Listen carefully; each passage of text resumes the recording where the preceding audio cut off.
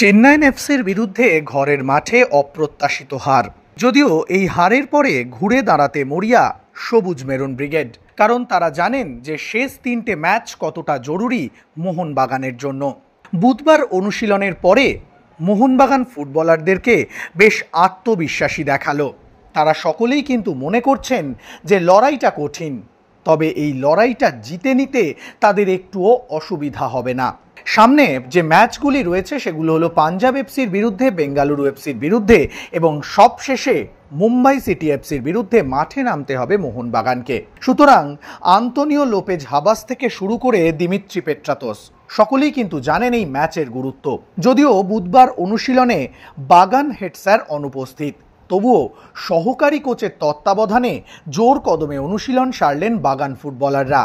এবং অনুশীলন শেষে যখন বাগান ফুটবলাররা একে একে বেরিয়ে আসছেন, তাদের সকলের মুখেই কিন্তু হালকা হাসি। সুতরাং চাপের মধ্যে থেকেও তারা চাইছেন এই তিনটে ম্যাচ বের করে নিতে।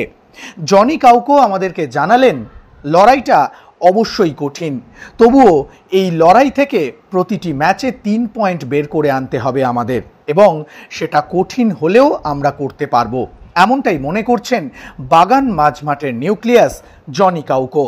অন্যদিকে বাগান অধিনায়ক শুভাশিস বললেন, জীবনে কঠিন সময় আসে, তবে লড়াই করে সেই কঠিন সময়টাকে পার করতে হয় এবং সেটা আমরা পারবো বলেই মনে হচ্ছে। এতটাই ভরসা দিচ্ছেন বাগান অধিনায়ক শুভাশিস বসু।